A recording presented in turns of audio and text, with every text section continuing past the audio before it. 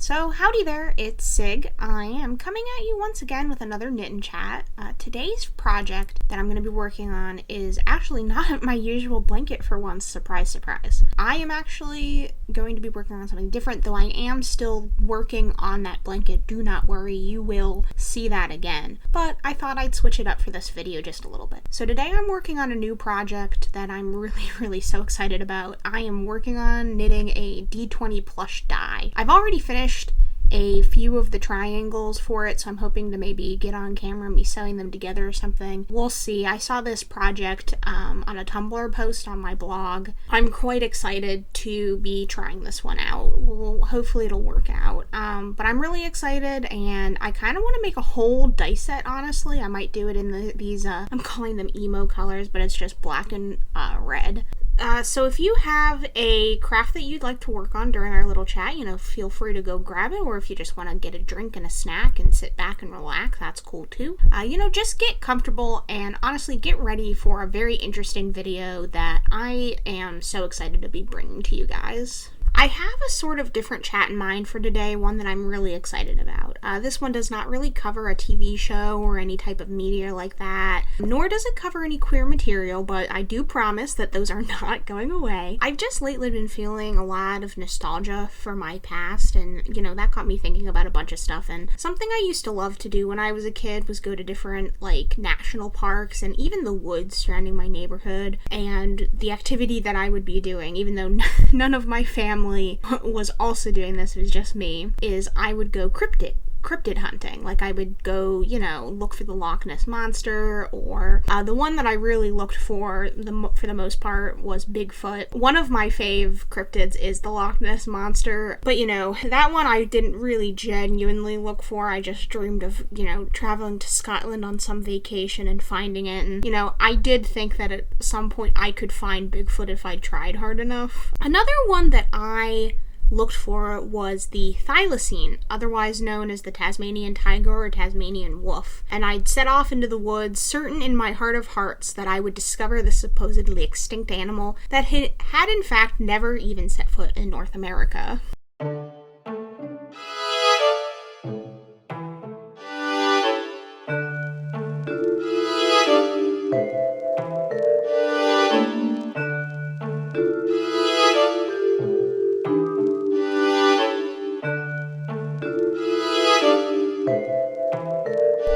Today's little chat is about the Tasmanian tiger. Obviously, when I was a kid, I was obsessed with ghost stories and cryptids, and I really could not get enough of this stuff. So it just seems fitting that all these years later I'd make a video on some of these subjects. And I'm not sure if this video will be the only kind I make, but I think it could be interesting to talk about ghosts or something. We'll just have to see how this video does, and if anybody has any interest in me covering other cryptids or ghosts or something like that. I could even share some ghost stories that have happened to me, some paranormal experiences that have happened to me. Put that down below in the comments, I guess, if anyone's interested in seeing that. But, for now, let's just talk about tigers, Tasmanian, of course, and we'll let the future figure the rest out.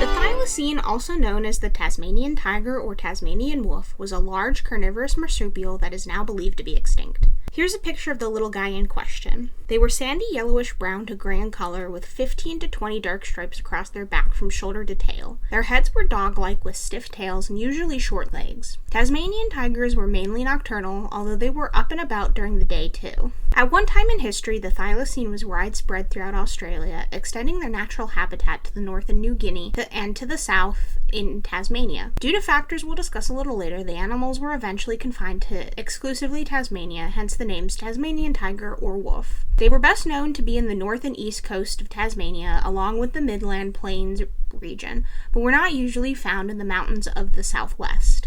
They were known to hunt either alone or with a partner, and this took place at night. The preferred diet of a thylacine was kangaroos and other marsupials, along with small rodents and birds. It was reported that they possibly also preyed on sheep and poultry after European colonizers came to the region and introduced the sheep trade there, but it's with some certainty that these claims were largely exaggerated.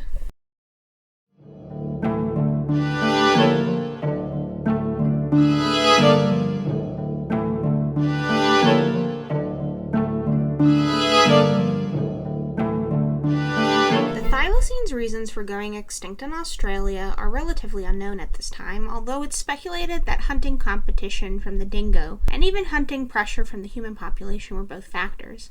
In the case of Tasmania, the species' decline and eventual extinction was hastened by the introduction of dogs, but is largely attributed to an aggressive persecution from humans who alleged they were pests. See, European settlers used Tasmania to advance the sheep industry, and with this new prey introduced, there were bound to be a few kills. Obviously, the government didn't like this, so they offered a £1 bounty for each Tasmanian tiger killed. There was actually a lot of evidence that feral dogs and widespread mismanagement of sheep flocks were actually responsible for the majority of sheep losses and had very little to do with the Tasmanian tigers, but they were an easy scapegoat for the farmers, so no one really cared at the time to investigate this. Plus, if you killed some and brought them to the government would pay you. The bounty system was actually introduced as early as 1830, with some farm owners pooling money to pay for skins. The system lasted until 1909, resulting in at least 3,500 Tasmanian tigers killed. On top of humans and the introduction of wild dogs, diseases including mange could have also been a factor in the rapidly declining population of the thylacine.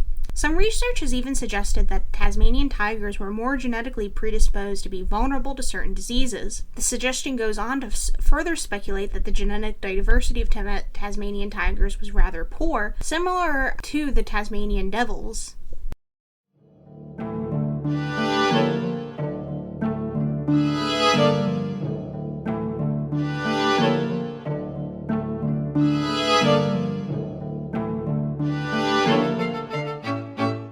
The last known Tasmanian tiger died in captivity at the Hobart Zoo in 1936. Here is some of the last known footage of the thylacine in captivity. I remember seeing this footage on one of those spooky shows meant for kids, like Mystery Hunters or something, and being enamored by the animal. To be fair, I've always been obsessed with cats, and I think at the time I saw the footage, I thought it was a type of big cat and not, I didn't even compare it to a dog, let alone it being actually a marsupial. I immediately just went, oh, that's a cat, that's a big cat. Anyways, in 1982, it was declared that the thylacine was officially extinct. Since then, it's been debated whether or not the Tasmanian tiger has truly died off. Sightings have been reported of Tasmanian tigers as late as 2019. In fact, Tasmania's Department of Primary Industries, Parks, Water, and Environment, shortened to DPIPWE, released a document detailing 8 reported sightings of the tiger between September 1st, 2016 to September 19th, 2019.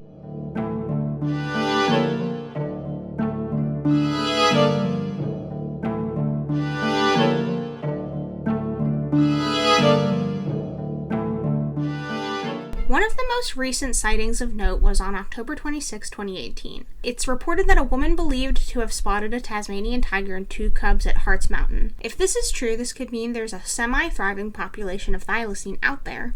Another sighting of note happened on February 18, 2018 in King William Saddle near the Lyell Highway. A couple of friends were on a trip seeing the sights of Tasmania. They were riding in a group of 7 bikers, and on this particular day, the group split in half, with 3 bikes in the front and 4 slower bikers in the back. One of the bikers in the front claimed that they saw from a distance a large cat-like creature that didn't really make sense to them as being a typical cat, location-wise. It was briefly considered to be a fox since it fit the size of one, but it wasn't fluffy and hairy like a fox, nor was the way it walked similar to that of a fox. This biker noted that it had markings on its body that were black stripes on its backside. The creature's fur was a dark brown, which could call into question whether or not it was actually a Tasmanian tiger. The biker goes on to admit that it was confusing to encounter an animal that they couldn't easily identify, as they lived in a rural area and are accustomed to coming across most animals while working on rural farms. Later, a biker from the slower group brought up the fact that they too had seen what seems to have been the same animal the original biker had spotted. So did these people actually see a thylacine?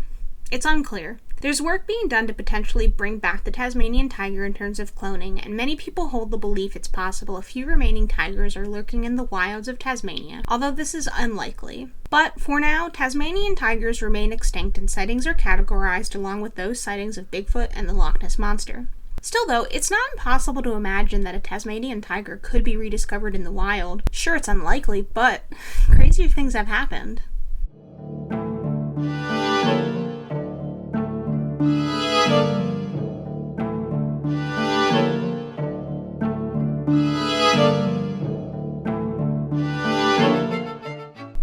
these singing dogs were believed to be extinct in the wild, as no one had seen any since the 1970s, the only living ones being the 200 to 300 in captivity. So while not entirely extinct, it's true that for a brief period of time, these wild dogs were considered extinct in the wild. But then, through genetic testing, some wild dogs of New Guinea called Highland wild dogs by locals were discovered to be the singing dogs thought to be lost to time in the wild. It was fun news for those striving for the conservation effort of these dogs, as it was discovered that the new wild population was more genetically diverse than those in captivity, which had all descended from 8 individual dogs and were severely inbred, so it was probably a blessing that these guys were found. Another animal similar to the Highland dogs is the night parrot, which was first discovered in 1845, and the last living specimen was collected in Western Australia in 1912. After this, the bird just sort of disappeared. No one knew where it had gone, but it was assumed to be possibly extinct. There were no sightings of it from 1912 up until 1979, when a bird was spotted in the wild. Post-1979, there were a few incidences of people seeing the night parrot. In 1990 and 2006, respectively, a dead specimen was discovered in Queensland. So there was evidence that these birds were still out there, but still nobody was readily seeing them in the wild. Until finally, in 2013, both pictures and video recordings were taken of the night parrot, which sparked a big conservation effort, and now they're just back.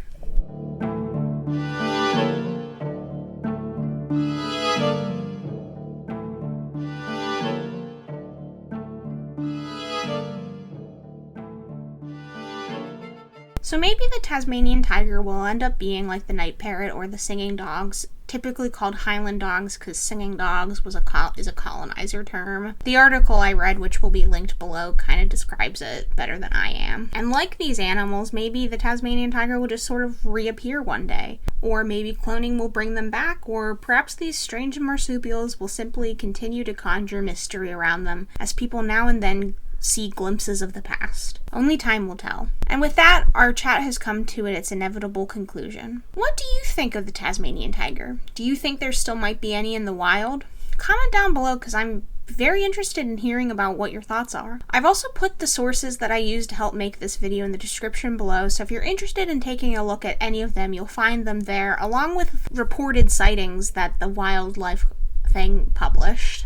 So I made some really great progress on my triangles today, and it was really great to sit down and work on this with you guys. If you grabbed a craft to work on, feel free to tell me about it down below in the comments because I'd love to hear from you. And if you just watched the video to the end, I would like to thank you. It always means a lot to me whenever someone takes time out of their busy life to watch one of my little videos. If you liked the video, leave a like. If you like the video, maybe even consider subscribing. I'm always excited about the projects I have brewing, and I hope you'll tune in to the next chat I drop. So I do hope to see you again, and until then, good luck out there.